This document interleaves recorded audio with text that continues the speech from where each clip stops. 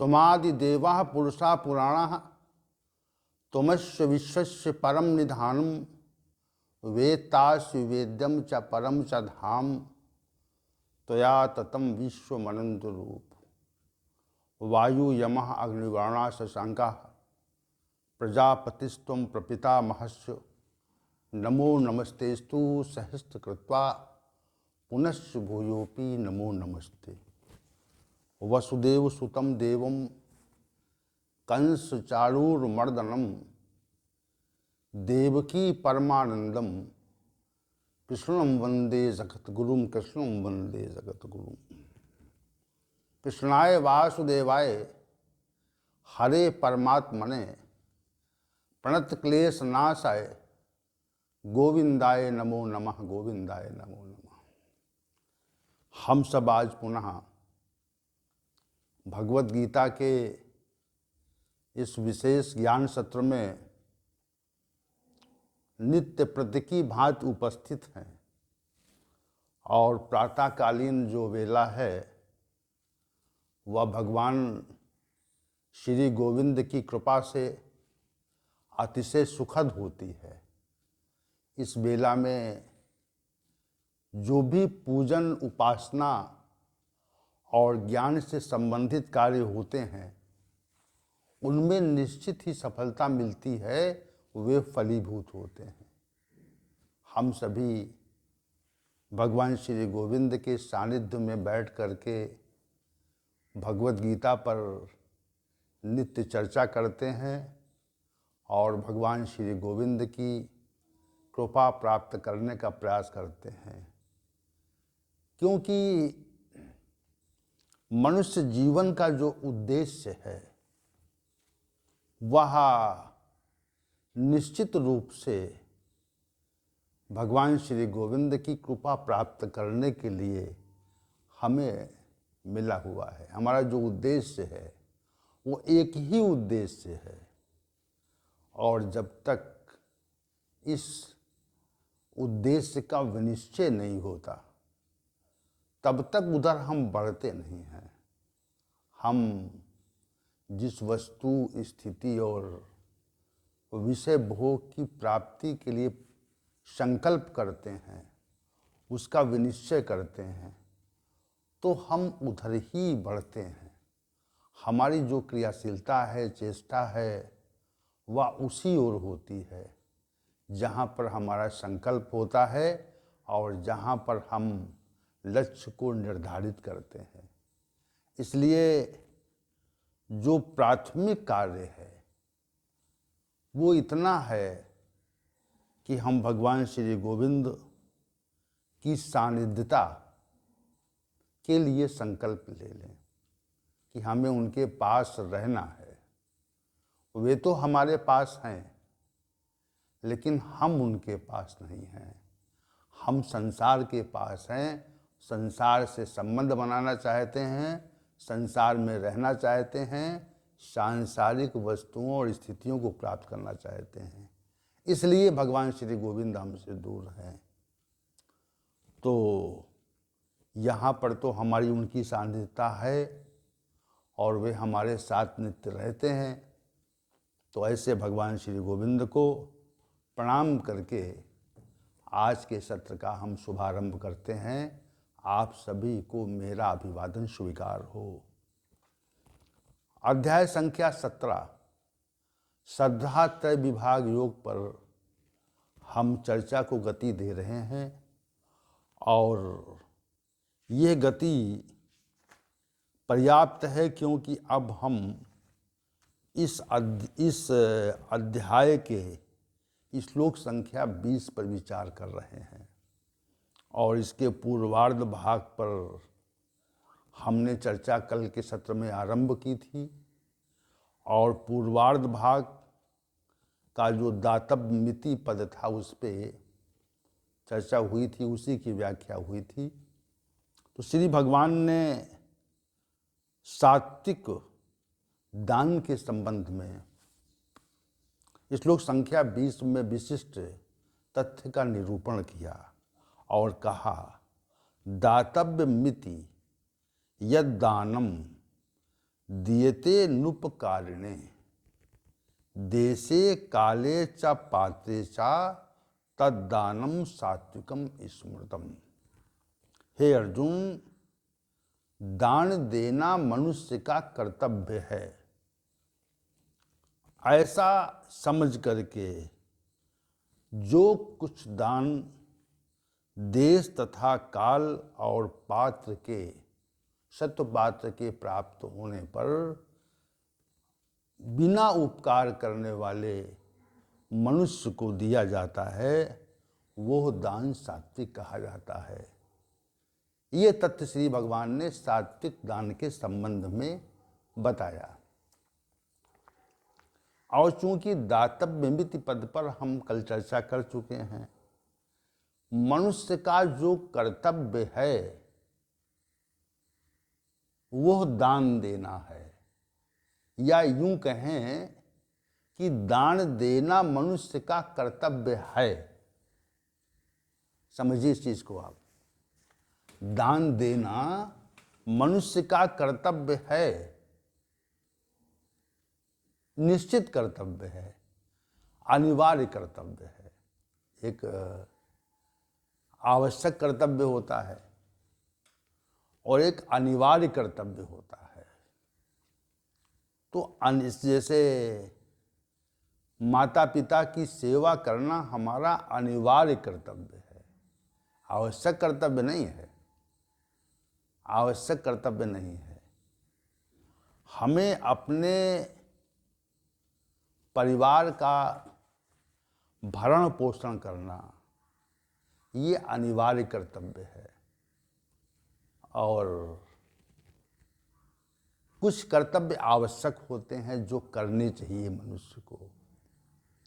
तो जो दान देना है वह अनिवार्य कर्तव्य की श्रेणी में आता है कि हम कुछ धन नैतिक प्रकार से उपार्जित करें, समपूर्वक उपार्जित करें, तो उसका कुछ भाग लोगों की सहायतार्थ दें। ये हमारा या मनुष्य मात्र का कर्तव्य है। दातव्य मिति का ये अर्थ है। दूसरे इसी श्लोक के पूर्वार्ध भाग में जो शेष बचा, दीयते नुपकारणे, दीयते दानम दीयते अनुपकारणे, जिसका हम पर उपकार न हो उसको दान दिया जाए। ये विशेष बात है। देखिए, पूर्वार्ध अंश में, पूर्वार्ध भाग में यह श्री भगवान ने ये कहा कि जिसका हम पर कोई उपकार न हो उस व्यक्ति को दान दिया जाए, तो वो सात्विक दान कहा जाता है। प्रत्येक मनुष्य के जीवन में ये निश्चित है कि दूसरे व्यक्ति किसी न किसी समय पर कुछ सहायता करते हैं। जैसे हमें किसी वस्तु की आवश्यकता है, किसी स्थिति की आवश्यकता है, जो कुछ भी आवश्यकता है, तो आवश्यकता होने पर दूसरे व्यक्ति जो सात्विक स्वभाव के हैं वह ये समझ करके कि अमुक व्यक्ति को या अमुक बालक को इस वस्तु की आवश्यकता है, तो वो वस्तु उस व्यक्ति को उपलब्ध करा दी जाती है। तो जो उपलब्ध कराने वाला कार्य है इसी को हम उपकार कहते हैं, जिसमें उस उपकार का कोई परिणाम हमको न प्राप्त हो, ये भाव जब रहता है तो ये सात्विक उपकार कहा जाता है। और जहाँ पर ये भाव आ गया कि हम किसी का भला कर रहे हैं, किसी पर उपकार कर रहे हैं, तो उसके बदले में वह व्यक्ति हमको कभी भविष्य में उपकृत करेगा, या हम किसी व्यक्ति की सहायता कर रहे हैं, किसी व्यक्ति पर उपकार कर रहे हैं, तो ये बात मन में आ जाए कि समय के साथ वह व्यक्ति भी हम पर उपकार करेगा। इसी को हम प्रत्युपकार कहते हैं। वहाँ प्रत्युपकार की भावना है कि हमने किसी की सहायता की, वह व्यक्ति हमारी सहायता करे, भविष्य में आवश्यकता पड़ने पर वह व्यक्ति भी हमारी सहायता करे। जब ये भाव आ जाता है तो वो जो उपकार है वह सात्विक नहीं रहता, उचित नहीं रहता, उसमें निकृष्टता आ जाती है,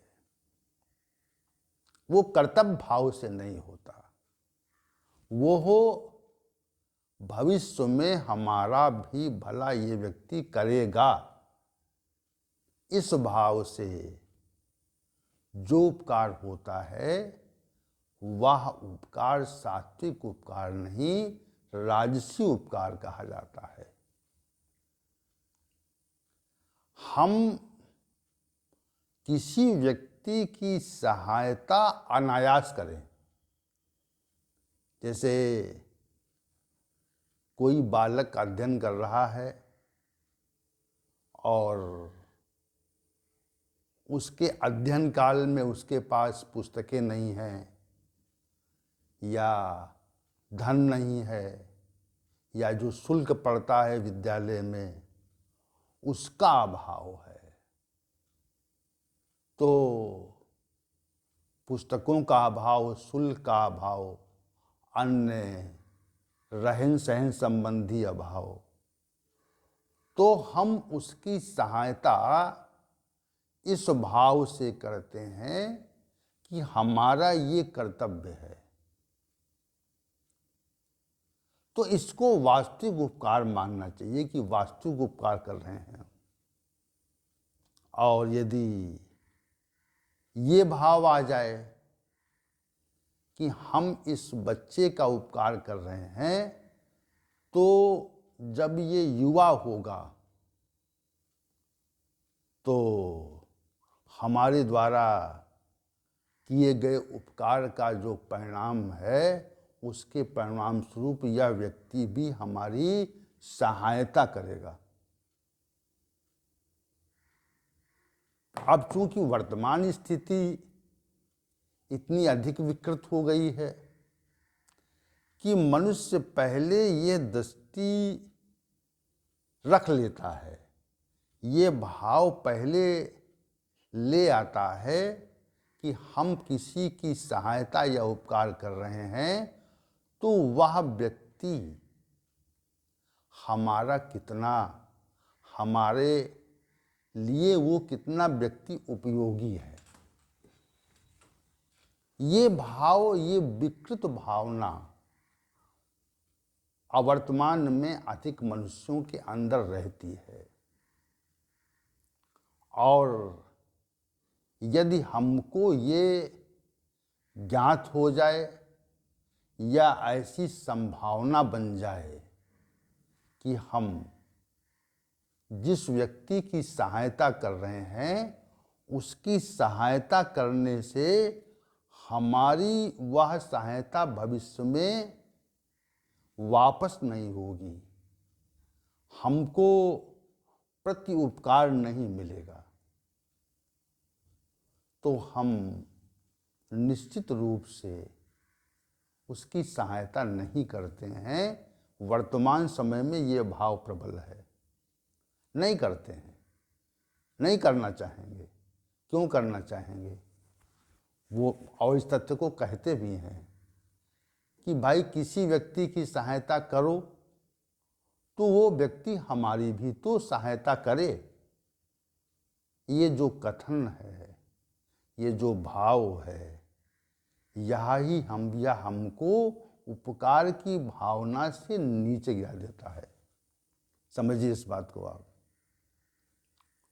तो यहाँ पर जो श्री भगवान ने कहा तद्दानम यद्दानम दीयते नुपकारणे, जो दान उपकार न करने वाले व्यक्ति को दिया जाता है।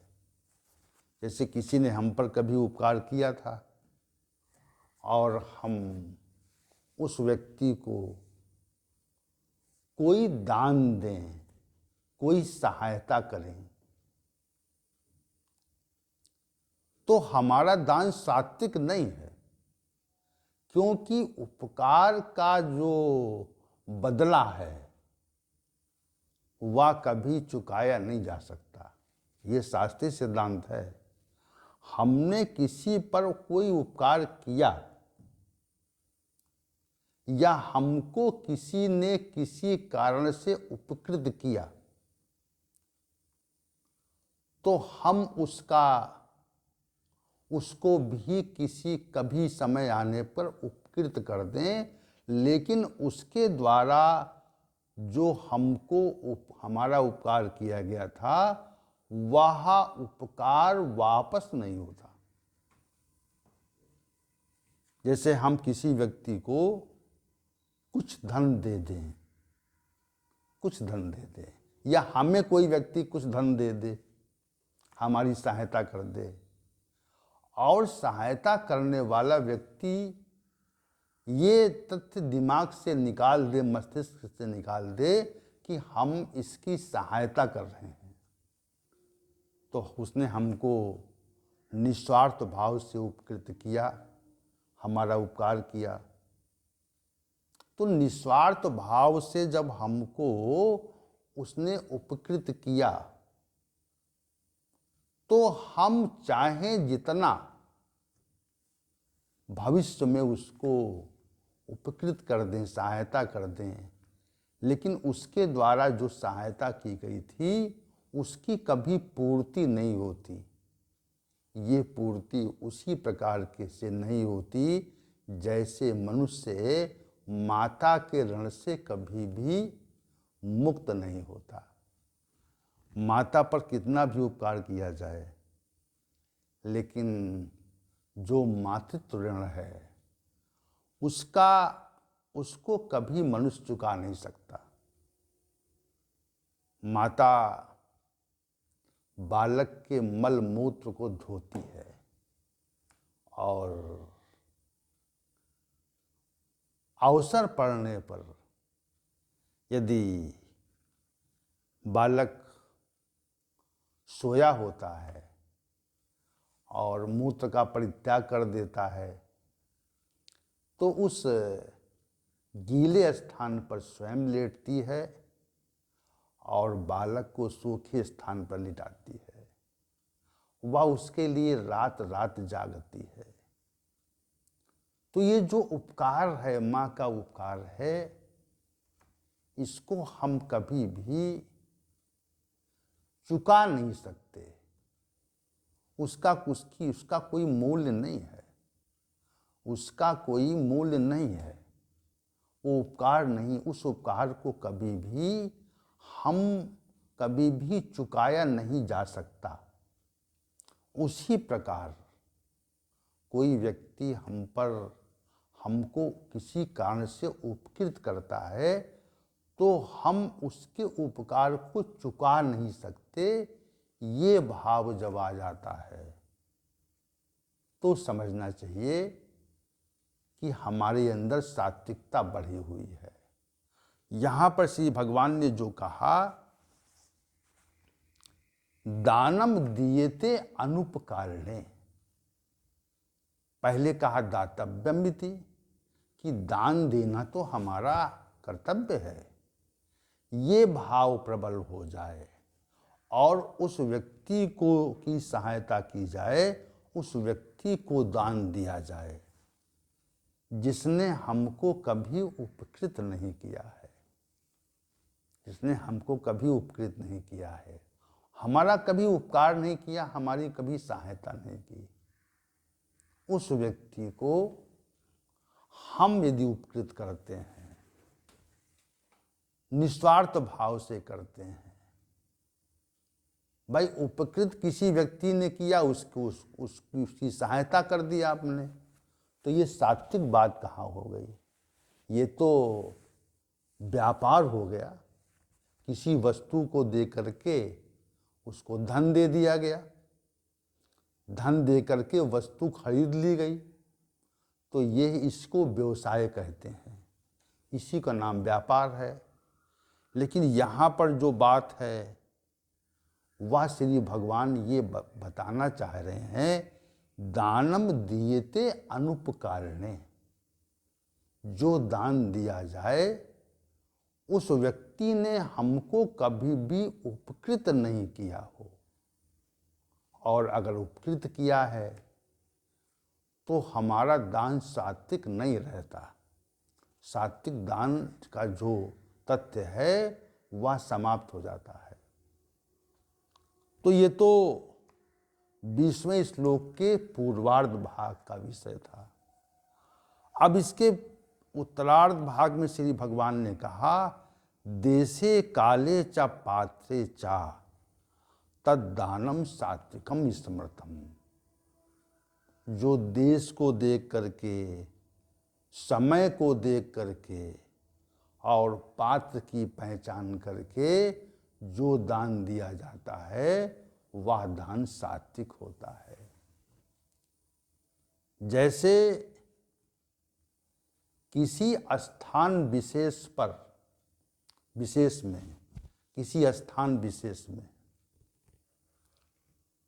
संपन्नता, सभी संपन्न हों और वे सहजता पूर्वक अपने भोजन, आवास और वस्त्र की व्यवस्था कर लेते हों,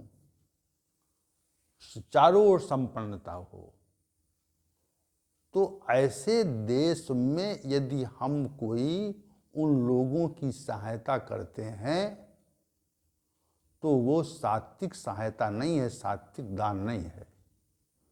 क्यों? क्योंकि उस देश में, उस राष्ट्र में उन व्यक्तियों को दान की आवश्यकता ही नहीं थी।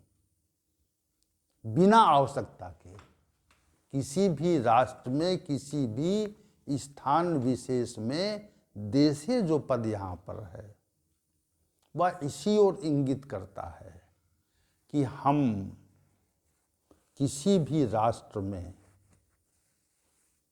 यदि वहाँ संपन्नता है, वहाँ विपन्नता नहीं है, तो उनकी सहायता का क्या अभिप्राय हो सकता है? कोई अभिप्राय नहीं हो सकता। वे, उनको सहायता की या उनको हमारे दान की आवश्यकता ही नहीं है। और जब हमें किसी व्यक्ति को दान की आवश्यकता नहीं होती और उस व्यक्ति को दान दिया जाता है तो वो व्यक्ति उसका दुरुपयोग करता है। जैसे कोई व्यक्ति भूखा ही न हो और उसको भोजन दिया जाए, तो भूखा न होने के कारण उस भोजन की उसको आवश्यकता नहीं है। यदि उसको हम भोजन देते हैं तो उसका कोई अभिप्राय नहीं है। इसी प्रकार जिस स्थान पर, जिस देश में दान की आवश्यकता न हो, वहाँ पर दान दिया जाए तो वो सात्विक दान नहीं है। जहाँ पर विपन्नता है, जहाँ पर भोजन नहीं है, आवास नहीं है, चिकित्सा नहीं है, वस्त्र नहीं है, इसका अभाव है, तो उस देश में, उस स्थान विशेष में हम कोई सहायता करते हैं तो निश्चित रूप से वो जो सहायता है वह सात्विक दान की श्रेणी में आ जाती है। ऐसा श्री भगवान का देशे पद से अभिप्राय है। देशे पद से क्या अभिप्राय है? देशे पद से यही अभिप्राय है कि जहाँ विपन्नता है, जहाँ पर जैसे किसी स्थान या राष्ट्र में शिक्षा की आवश्यकता हो, वहाँ के लोग अशिक्षित हों और शिक्षा के अभाव में उनका विकास अवरुद्ध हो, तो वहाँ पर हम शिक्षा की व्यवस्था करें। अनेक प्रकार के विद्यालय और विश्वविद्यालय वहाँ बनवा दें ताकि लोग शिक्षित हो सकें। तो उस देश में, उस राष्ट्र में शिक्षा की आवश्यकता थी और हमने शिक्षा व्यवस्था के लिए पर्याप्त धन दिया या कुछ धन दिया। तो इस प्रकार की जो सहायता है वह निश्चित रूप से देश की स्थिति को देखकर दी गई है। तो वह जो सहायता है वह निश्चित रूप से सात्विक दान का स्वरूप ले लेती है। ये विशेष बात है। विशेष तथ्य यहाँ पर इतनी बात है कि देश को देख करके, राष्ट्र को देख करके, जो हम स्थिति को देख करके वहाँ आवश्यकता थी, आवश्यकता होने पर ही हमने दान दिया। और जिस देश में आवश्यकता ही नहीं है तो वहाँ पर हम दान देंगे तो उसका कोई अभिप्राय नहीं होता, वो सात्विक दान का स्वरूप नहीं लेता। ऐसा श्री भगवान का देशे पद से कथन है। अब आगे श्री भगवान ने कहा काले, समय को देख करके, समय को देख करके यदि दान दिया जाए, उचित समय में दिया जाए। काले माने होता है समय, समय उचित काल पर दिया जाए तो वो भी दान सात्विक होता है। अब काले पद का क्या अभिप्राय है? काले पद का अभिप्राय भारतीय मनुष्यों का अन्वेषण है, भारतीय मनुष्यों का की खोज है। भारतीय मनुष्यों ने काल के संबंध में बहुत विस्तृत खोज की। हमें जो अवसर जीवन में मिला हुआ है, जीवन में जो अवसर मिला है हमको, तो उस अवसर में समय का बहुत महत्व है, समय का बहुत महत्व है। भारतीय मनुष्यों ने ये विनिश्चित किया कि हमें किस समय क्या कार्य करना चाहिए और कौन सा समय शुभ होता है और कौन सा समय अशुभ होता है। इसका भी भारतीय मनुष्यों ने बहुत चिंतन किया, इस पे बहुत चिंतन किया और उन्होंने काल को मास और वर्ष में विभाजित किया और प्रत्येक मास को पल और घड़ी और अन्य समय मापने की इकाइयों में विभाजित किया। इसका विशद वर्णन अनेक ग्रंथों में मिलता है। तो काल समय कब शुभ समय